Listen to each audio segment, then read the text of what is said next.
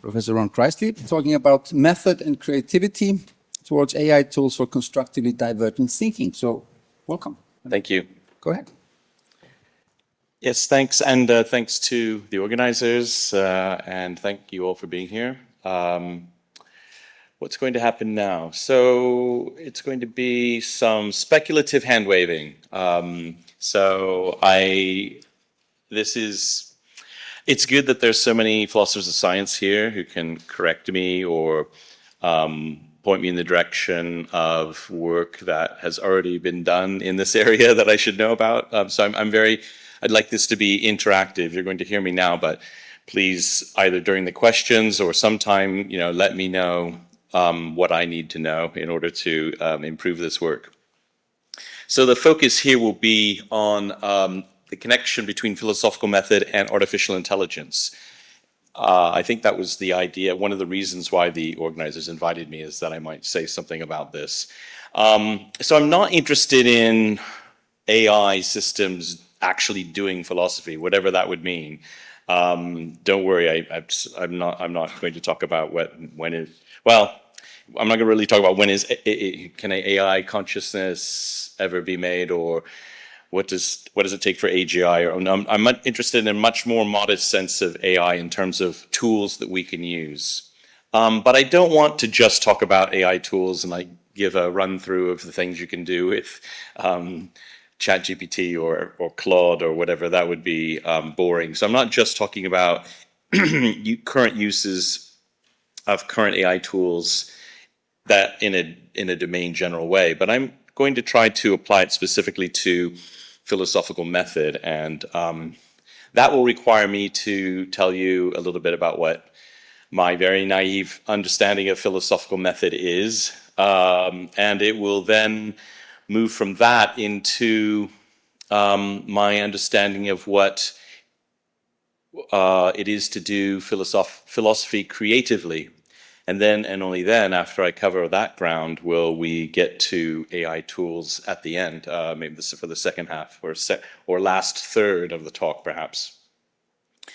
So I say that I'm going to go over my view of philosophical method and what my view of creativity is, but even to explain to you what my view of creativity is, I'll have to introduce along the way my view of basically a theory of representation that I use, because what I say about creativity won't make sense without that. So that's what we're in for. So just to give you an idea about what's coming when. So what do I mean by philosophical method? I'm not going to try to give a general count. All I'm going to assume is that philosophical method involves thinking thoughts, and doing philosophy well involves thinking thoughts that are the right kind of thoughts to have in the situation, ones that solve a problem, ones that explain something to you, ones that answer a question, and for the right reasons, right? It's not just a matter of what you get to, it's getting there the right pathway, perhaps.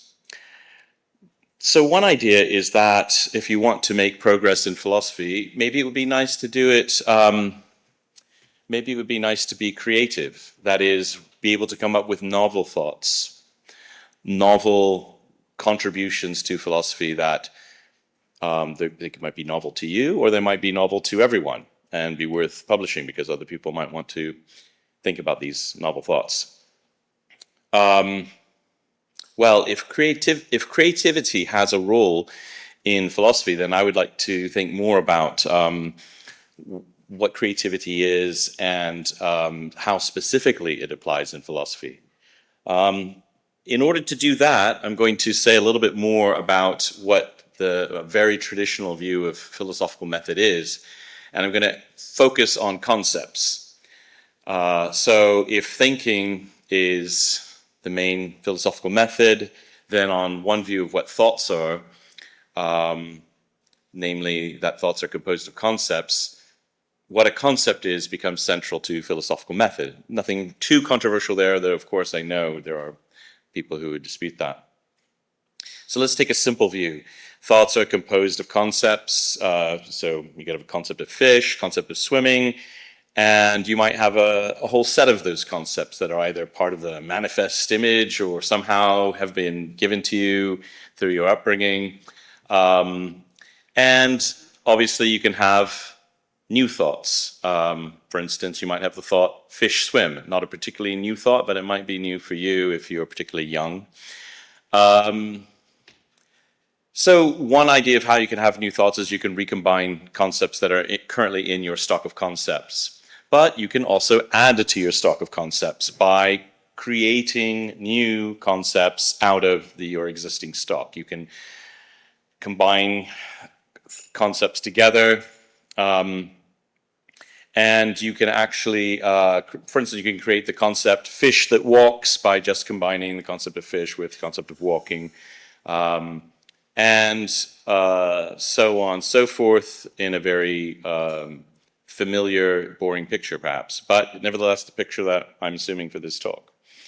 Now, I want to, as I said before, bring in the notion of creativity and apply it to this process of thought generation and concept creation. And so, being from Sussex and being a colleague of Margaret Boden's, I'm going to take her analysis of creativity as a starting point, but I'm not being particularly faithful to what she says here. I'm just using it for inspiration. So it's true that she makes a tripartite distinction in this area. She says, you know, there's mere combinational creativity where you generate a novel idea just by recombining familiar elements. But then there's also exploratory creativity, which is not just combining your stock of concepts together or familiar things together, but actually you are somehow, this is what she says, you're exploring in a, you could say, an intentional way, in a structured way, the conceptual space. But she contrasts both of these with the most radical form of creativity, which she calls transformational. In the case of transformational creativity, one is generating ideas that previously were impossible given your conceptual space that you had. So somehow you're making a radical change to the conceptual space that allows previously impossible thoughts to be thought. So I'm going to modify or give my way of filling in or elaborating this tripart distinction in the following way. I'm going to call combinational creativity, in the case of constructing thoughts or thinking, I'm going to call combinational creativity the recombination of concepts from your current stock. Exploratory creativity then becomes adding to the current stock by logically or conceptually, one might think that that's a truism, but hold on, logically or conceptually modifying one or more of the concepts in the current stock. So like that fish that walks would be a modest example of exploratory creativity. But I'm especially interested in the third kind of, the most radical form of creativity that one might engage in when doing philosophy and thinking in general, which would be adding to the current stock of concepts by adding one or more concepts by some means other than logical or conceptual modification or combination of what's in the current stock. Now, there's a side issue that I'm happy to enter into in the discussion or privately about whether what really characterizes this class that I'm interested in here. Is it the way that you got there or where you got to? So is it that it was a non-conceptual operation which got you there that makes it transformational, potentially transformationally creative, or is it the fact that where you get to, which can only be got to by these non-conceptual operations, where you got to was a place that could only have been got to through these non-conceptual operations? So there are two possible kinds of, I think, there's a lot going on in this talk that parallels discussions in conceptual engineering, and I know that, and I'm other than right now, maybe one other time I will say something about those parallels, but mostly what I'm going to say here will proceed as if the field of conceptual engineering doesn't exist. I think I can justify that, given that the kinds of non-conceptual transformations I have in mind are, as far as I know, not emphasized in that field. But one point that I want to make that I think is discussed in that field is that you can think about these new additions either being modifications of current concepts, or they can be de novo. They actually are not, they're sui generis, they're arrived at through some non-conceptual means, and they are as unrelated, they are as sui generis as any of the concepts that you have right now in your primitive stock. So the idea is maybe we don't have all of those concepts right now. You might think, no, we've got all the primitive concepts one could ever have. That would be kind of a nativist view. But on this view, there might be concepts that are sui generis, that are not achieved by even a non-conceptual modification from another concept. Rather, they're achieved through some procedure. Maybe it's developmental, maybe it's some causal procedure. Maybe if you had an operation that turned you into whatever those polychromates, people who can see all those billions of colors. If you had an operation, that would be an example of a kind of modification that might allow you to grasp concepts that you currently can't grasp, that are maybe not modifications of those previous concepts. Anyway, that's a side issue that I'd like to discuss with people who know more about it than I do. So to connect up with a word in the title, divergence, we can think of creativity as a kind of divergence, because novelty is essential to creativity in the view that I'm inheriting from Margaret Boden. Creativity is the production of novel things that are of value. And by novel, you already have the idea that what you're doing is diverging from what has been done in the past. And we already have a tension here, to look ahead to the AI part of the talk, between the technologies that we're really interested in today, these large language models. Their whole strength is in modeling very well what the most likely thing to come next is. And so that's not very divergent thinking. If your response is always, what's the most likely thing? I'm going to do that. Then you're not being particularly creative in the sense that I have in mind here. Even if you can use those models as part of an overall system that is capable of divergent thinking. Okay, so what do I mean by this non-conceptual change? Well, I already gave an example of having an operation. You can undergo neurosurgery of some kind. Maybe that's a non-conceptual change to your stock of concepts, or might result in a non-conceptual change to your stock of concepts, maybe not. Or taking psychoactive drugs, I'm told. Even a blow to the head might move you around in concept space, might give you a new concept.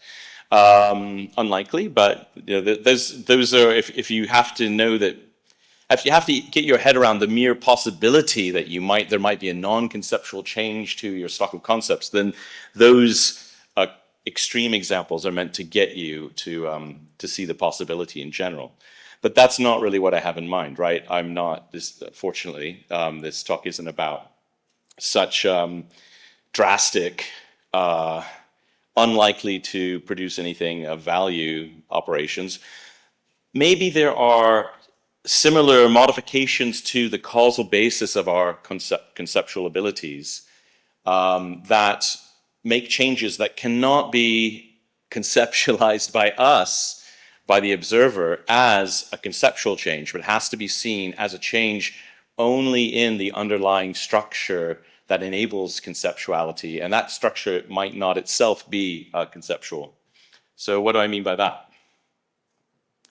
Well, the view that I sometimes find useful is that our concepts have an underlying structure that is actually non-conceptual. So the analogy here between, this archipelago that you see here and concepts is that the concepts are the islands, the bits of land that are above the surface of the water, what we normally call an island. But if you think about it, of course, the topography continues below the surface of the water, and the underlying topological reality is a surface that is continuous, and some of it happens to be above water and some of it is not. So you have, in this analogy, a set of islands, which is your stock of concepts, but the psychological operations that maybe allow one to entertain or grasp a concept or learn a new concept, that structure is actually non-conceptual. It's under sometimes that structure can sometimes be under the water, and it can sometimes be above the surface of the water. In which case, the analogy goes, if it's above the surface, it's somehow expressible, it's introspectable fully, it's communicable, it's arbitrarily recombinable with the other things that are above the surface of the water. But if it's not, that doesn't mean it isn't playing a role or isn't a part of our psychological reality or even part of the reality that determines our location in a conceptual space. Rather, it just means that it isn't so communicable, systematically recombinable, etc. So it is only an analogy, and it has its limits. But I hope it introduces to you, if you're not already familiar with this idea, the notion that there might be fundamental abilities of our embodied nature that are sensory motor based, that are context bound, not systematic, and linguistically inexpressible, that are the basis of our ability to meet the conceptual constraints in some cases. Further, I think one can continue to use the non-conceptual topography analogy to talk about one's position on an island. So maybe if you're at the peak of the mountain on an island, you have mastered that concept, but one can possess the concept without full mastery. One might just be on one of the lowlands of the island. So yes, it's a concept. You can refer to it. You can arbitrarily recombine it. You can talk to other people about it. But maybe you don't have full mastery. Maybe you don't have a full understanding, see its full implications, or maybe you just aren't as good at deploying it in novel situations, for example, as someone who does have a different position in the non-conceptual ability space that constitutes full mastery of the concept. So I'm not an eliminativist about concepts. I'm not saying that concepts don't exist. I'm just saying they might have this relationship, just like we're not eliminativists about islands, even if we believe in them emerging out of the topography of the topography of land combined with the constraints of water. So why think that there is this non-conceptual structure? Why think that our conceptual abilities are grounded in these sensory motor capacities that I mentioned? Well, how much time have you got? Here's a review of the last 30, 40 more years of cognitive science and philosophy. I'm not saying everybody agrees on this, but there's a lot of reasons to believe this view or take this view seriously, at least. We can even go back to Wittgenstein. I'm not a Wittgenstein scholar, but I do know he said some things that fit well with this view. So seeing as far as I understand it, for Wittgenstein, was best understood as a skill. So it's knowing how, or what he said was mastery of a technique, being able to move between the duck and the rabbit, being able to see it as a duck as opposed to seeing it as a rabbit. That is a mastery of a technique. That's a skill you have. And if that's the case, then at least some concept acquisition can be thought of as like skill acquisition. And just as one can't well, in general, one can't simply read or argue or theorize your way into knowing how to ride a bike from not knowing how to ride a bike. So also it might be, at least I'm claiming, all I'm asking you is to just take this as a possibility, that some concepts, it might be that possessing some concepts and also mastering them requires some activity on your part, not just an abstract armchair consideration of propositions. Now, don't get me wrong, reading is an activity, sitting in your armchair and thinking is another activity. But it could be that, given our cognitive structure, you need activities of a different sort, even to alter your stock of concepts that you use when doing philosophy. That's the kind of radical embodiment claim I'm making. And this requirement of experience in order to acquire new concepts or to modify existing concepts or to further master a concept in a non-conceptual way, the requirement isn't just for experience, but interactive experience that one has by intervening in a domain and then seeing how the domain responds to one's intervention. It won't be, in most cases, a passive, just spectatorial view on a domain and noting down what happens. There is something to be learned from that, but I think our general case of our cognitive abilities is an interactive one. So that's why I refer to this view as a kind of empiricism, because I'm saying, okay, we can, I haven't thought about mentioning this now, but we can think about, the topic of this meeting is methodology and philosophy and science. So am I another one of these people trying to say, break down the distinction between philosophy and science? Am I saying, well, all philosophy is empirical? Well, no, I'm not saying that. Not all of philosophy is empirical. There's conceptual analysis that is different from, but I am saying that there is an empirical component, or can be at least, to some kinds of concept modification, some kinds of concept acquisition.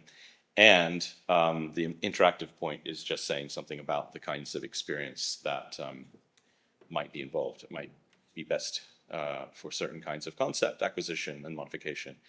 So, as I said, this idea isn't new. I'm not presenting anything that will shock any of you here about the nature of cognition, and therefore the nature of cognition that philosophers maybe engage in, or at least the nature of the hardware they're using when they do their philosophizing, is continuous with, it seems to me, the kinds of hardware and kinds of operations that are available in the case of development, in the case of perception, in consciousness, and in cognition. There are many cases where interaction seems to be key to our best understandings, or at least it's been argued that. The reason why I put the Held-and-Hein diagram here is because I find that to be a good, for me, it's a conceptual anchor. It helps me in a very focused way think about the claims I'm making here, whether it's not an argument for them, but it's just if you know about this experiment where one kitten, this is before the kittens have, before their visual systems have fully matured. So one kitten, does it have a laser on it? Which button is the laser, right or left? Let's find out. No? Center. Center, oh, then okay. So this kitten is normal, that is, it has a harness, but it's allowed to walk around, and what it sees is related to how it moves in the normal way. The sensory motor contingencies are the normal ones for a cat in this bizarre situation. But it is connected to this harness here. Has anybody, am I doing this for myself? Has anybody not had Held-and-Hein explained to them? Can you raise your hand if you don't know this experiment? Okay, so some people. All right, so there's this, this bar here is rotating, and this kitten is basically moving that bar. So this other kitten, who's in a harness, but is suspended above the ground, is moved around roughly the same amount and in the same ways as this kitten is moving. But its movements, this other kitten's, the suspended kitten's movements, are not related to the movements of its limbs. It's just moving its limbs, and they're not having any effect. So this kitten, the one that's being suspended, it is not. There isn't a systematic relationship between its limb movements and what it sees. This kitten there is, and after the developmental phase, this kitten is effectively blind. So it's seeing as or seeing at all, it is a kind of practical skill to relate one's movements to the impingements on one's retina. And if you don't have that skill, then you are effectively blind. Maybe, so that's the as I said, the kind of conceptual anchor I use for what might be going on with a lot of the concepts that we could be using in philosophy. They're not as blatantly sensory motor and empirical as this, but maybe there are concepts where if I had, I'm not talking about the developmental phase here, but maybe if I just were able to engage with certain kinds of phenomena in a more interactive way, then I would understand that domain or require a new concept that you could say that this kitten is lacking. It doesn't just have like the same concepts as this kitten, but it's believing false things with them. You can actually say it doesn't even possess those concepts, and those concepts will never be acquired for this kitten by just creating logical constructs out of the concepts that it does have. It just seems like it needs to undergo that process in order to acquire those concepts. An analogy only. So maybe we are the same. I've already made this point. So one form of radical, transformational, conceptual novelty is achieved not by making conceptual changes per se, which would correspond to like island hopping, using this analogy, just moving from concept to concept without following the submerged topological terrain. But it's rather, some advances, would be achieved by creeping along that underwater topography to a new island, making incremental, non-conceptual changes to our practical understanding of the domain, till eventually we climb out of the water and an aha experience perhaps occurs, but maybe not always.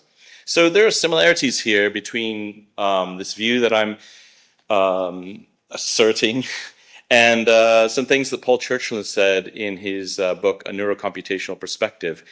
He thought of maybe our theories, our positions in weight space in a connectionist network, he thought. And maybe our beliefs are positions in weight space in a connectionist network. And only that can't quite be right because he was a limitativist about propositional attitudes. So maybe he thought the closest thing in the area, the closest thing in the vicinity to a belief is a position in a weight space. Maybe that was what he was saying. So I'm not an eliminativist. So obviously there's some difference between me and Paul Churchill, but the idea there's at this at this altitude, it might be that we have a lot in common. So what follows from this? Well, it means that some progress in philosophy may require these embodied interactive experiences I've been talking about, ones which radically alter the stock of concepts with which we do our conceptual analysis. Conceptual analysis just never starts with that stock, never talks about where the stock comes from, just says what can you do with the stock that you have, and what new concepts that are logical combinations out of those can you create. But there is more to the acquisition of concepts and the modification of concepts, I'm claiming, than that. So there's another, it should say, but there is another way that the non-conceptual view enables creativity. So I've just talked about how it enables radical conceptual innovation. But let's take a different example. This time it's from Adrian Cousins, who supervised me when I was doing my DPhil a long time ago. This is a Baumgard problem. You might have seen these Vanguard problems before. So does anybody have, you want to take some time to think about that Vanguard problem? It says this figure is to this figure as this figure is to which of these? Somebody want to shout out an answer? Louder, because I'm half deaf. A, somebody said. Okay. A is a very reasonable answer. Somebody else want to say something else? C is an answer that I haven't considered, but I might ask you about that later. A, I think, is motivated.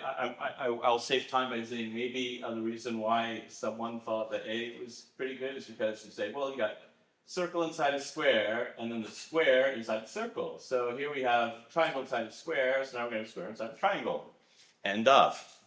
But what if I says, okay, A is not the right answer? As a matter of fact, B is the right answer. And that's because you have conceptualized this as being, well, first of all, you conceptualized that thing as a square. It's not a square, is it? Quite clearly has a gap here. And that quite clearly has a gap. And that doesn't have a gap. So maybe it's open to closed thing is to closed as open to closed is to closed to closed. Because that's an open and that's an open and that's an open. See? So the point is that I gave you a new concept to apply to those figures. So it provides an alternate answer to the question. But you couldn't have done that if your understanding of those figures was exhausted entirely by the conceptual description you had before. If you only had square around a circle and circle around a square, there'd be no possible way for you to discover that alternate conceptualization. So you had to have you had to have the non-conceptual given, the given there to allow you to drop your conceptualization in terms of square and circle and reconceptualize in terms of open and closed. So that's another way in which the non-conceptual allows for creativity. It allows you to drop your current conceptualization and embrace a new one. So most people pick A, but depends on conceptualization. All right. In the interest of moving on, we finally get to the AI part of the talk. So how can AI, given this, what I've said about the philosophical method, given what I've said about creativity in philosophy, given what I've said about how non-conceptual content enables that, how can AI assist us in constructing new thoughts that have these different kinds of creativity? What follows are some mock-ups of AI tool human interactions that look a lot like ChatGPT. They are mock-ups, so I'm not reporting on. I've recently had a foray of a few years away from academia into the world of AI industry in Silicon Valley. What I'm not doing is reporting here on work in progress and some things we've got coming out next quarter. The following are what I would like to see or what might be possible to help me do philosophy more creatively. So they don't exist yet. So let's take the first kind of creativity, the recombinational creativity. You could have a tool that models your stock of concepts. It somehow has a list of the concepts that you currently possess. Okay, that's not going to be accurate, but at least the ones relevant to your philosophy work. It might do that by looking at tags and notes that you've taken or keywords that you've used in your papers, or ones that it identifies by doing some kind of natural language processing. Okay, so it's got some list that is more or less accurate about the concepts that you use and that you have. And it can just suggest, for instance, back in the day, a long time ago, more than 40 years ago, while I was a student at Oxford, I actually wrote a program that did this. It would go through my notes and then it would suggest to me rather randomly and said, hey, you haven't written about the relationship between this concept and this concept. So now write about it. And it was rubbish most of the time. It'd be prompting things that didn't mean anything. I didn't have anything to say about that, or they were too distant. But the concept was for a tool that could be useful was already there even back then. So you could have a tool that automatically suggests that you might want to consider the connection between, consider creating a new concept somehow out of previous concepts, or relate two concepts together. And it can do that either randomly, if you check that it hasn't been done before, either by you or in general, but it can be done randomly, or you can use large language model statistics to do that in a more informed way, have a better idea about what are some other concepts that other people have combined. Maybe that'll help narrow down the number of the suggestions. So here's an example on the right. I type into the tool, I'm having some difficulty motivating a naturalistic case for the libertarian view. Have you thought about how quantum indeterminacy might impact on these questions of free will? Right. So it's a very modest creativity assisting tool. Oh yeah, I hadn't thought about. Oh right, hadn't thought about quantum indeterminacy and free will. Okay, yeah, I'll do that. Okay, so that's a modest tool, but it's still a tool. And here's another example. I'm having difficulty solving this logic problem.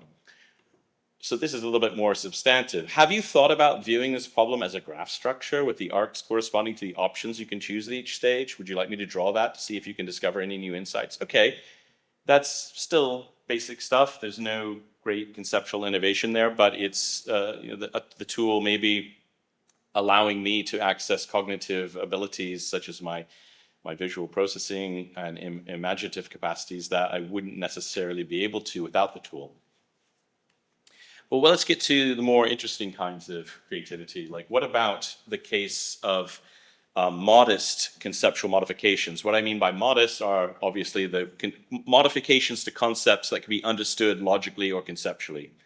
So, for example, you can take let's say you have a schema-based model of concepts. So your system might represent your concept of dog as dog has a tail, has 4 legs. The number of legs is 4. Have all these slots and fillers, and then it could suggest, hey, what about a concept that's like dog only it doesn't have a tail, or what about a concept like dog but it breathes underwater or something like that. So that's the kind of thing that we talked about before. I talked about before when I mentioned like a fish that can swim. Fish that can walk.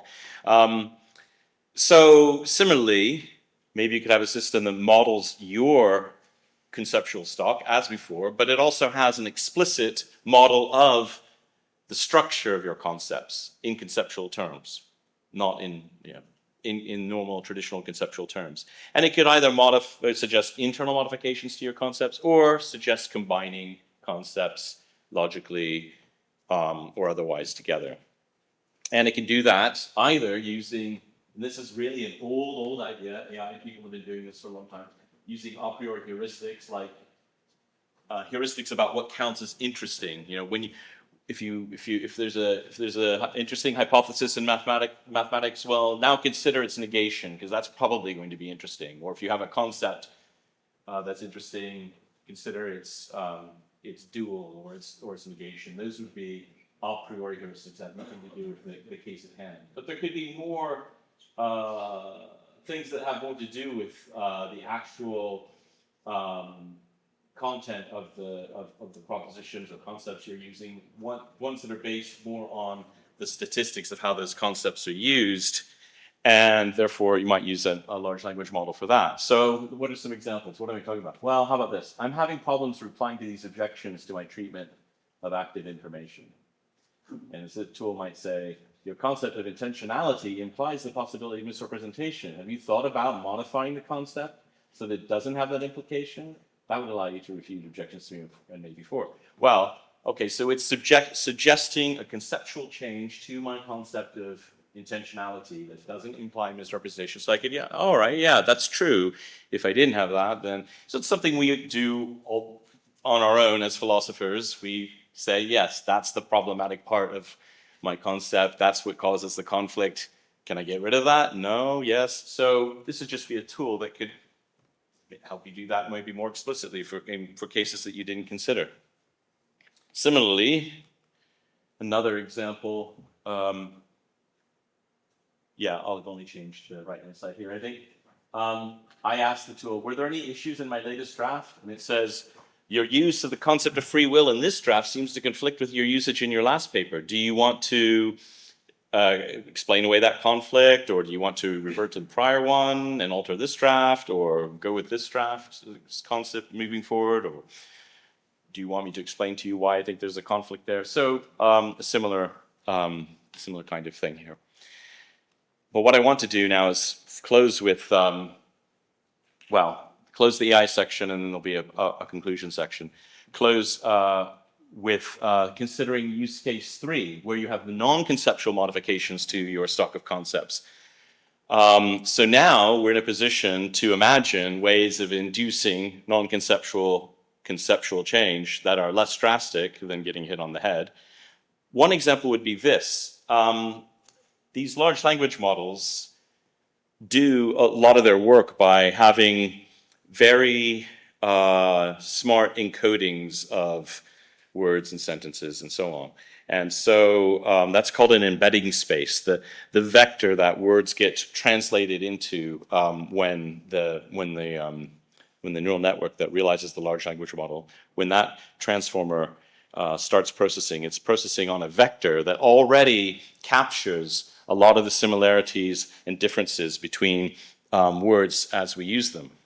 And so, for instance, in a simple illustration of this is that the vector that represents man is in this part of the space, and it turns out that the vector that represents woman is in this part of the space. If you subtract them, you get a difference between the vectors, and if you apply the difference between those vectors to the representation of king, lo and behold, you get the representation for queen. So one can imagine doing this for a case where you don't already have the concept. We already have a term for what happens when you apply the convert man to woman vector to king. We already know what that is. But what about a case where the network it performs some simple vector operation like that and finds that there isn't any English word in that region? So it might suggest that to you. Hey, maybe there's a concept here because it's a simple relationship between this and this. So maybe there's an interesting relationship between that and that. Maybe not, right? It might be that this vector is for car or something. And so it's going to give you something that's rubbish when you apply the move from male to female operator to it. But it might be more intelligent than that. So that would be an example of how you could make a non-conceptual modification, because this isn't being done on the level of concepts. It's being done on the level of some representation that is prior to concepts, which might suggest conceptual innovation. More radically, though, one could imagine an AI system that models my non-conceptual cognitive structure and, for instance, accesses my biometric data in real time. And it possesses an information-based model of creativity, a way that systems can behave to make novelty more likely. That is, I haven't talked about that in this talk, and I can't do so. But if it had that, very science fiction here now, then it could suggest interactions and experiences for me that it predicts would result in me maybe coming up with some new concept. So activities that it could suggest to me, or it might actually be able to control the input to my VR headset in a way that is more likely to make me undergo a change that modifies my conceptual mastery of a current concept or innovate a new concept.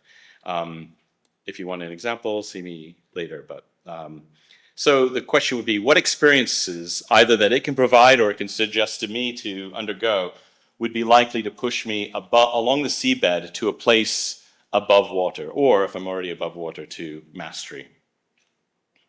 So now I've probably only got, 5 minutes left, or what do I have, 5 minutes? So I will skip over the application of these thoughts to consciousness, which is just a particular use case. And instead, I will get to, all right, I'll just say this last slide here.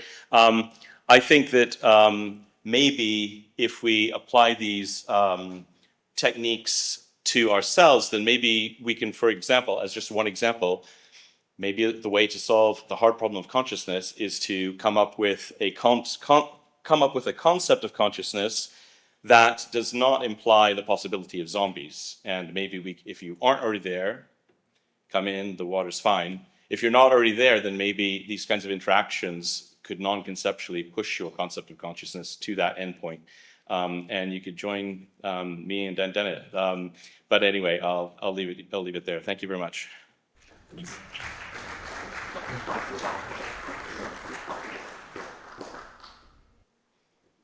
Thank you. Now for questions. Schutz. Thank you. Thank you for this interesting talk. I'm interested in your opinion on the following. So you spoke a lot about subconscious cognitive operations, like, for instance, cognitive processes of vision, say, and you called them non-conceptual, and you said this cannot somehow linguistically be described. This is under the water, and the concept just tag on the islands which are above the water or something conscious, and right.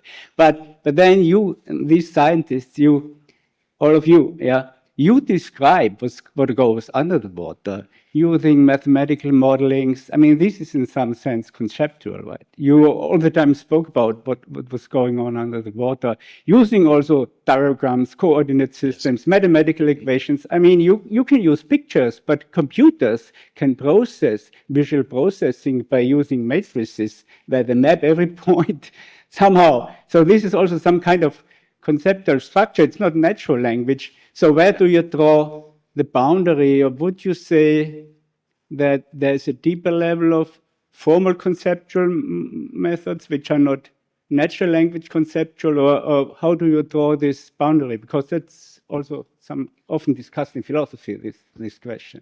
Yeah, well, the flippant response is to point out that, the Nile is long, but the word Nile is short. So it might be that we use formal, very linguistic, very conceptual structures in order to refer to these non-systematic structures. And that doesn't, that's the quick response. It's not as simple as that, but it gives you an idea of what my answer is. There does have to be some match, though, that you can't just, they don't float free entirely of each other.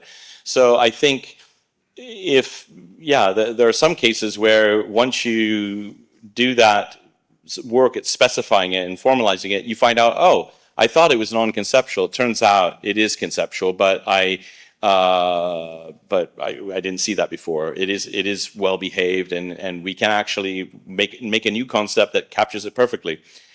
But I think that's going to be a very unusual case. In general, there will be these unsystematic aspects of cognition that we can refer to using systematic language, but that doesn't mean those things are unsystematic. Are themselves systematic. There was one specific point I wanted to make when you started out. I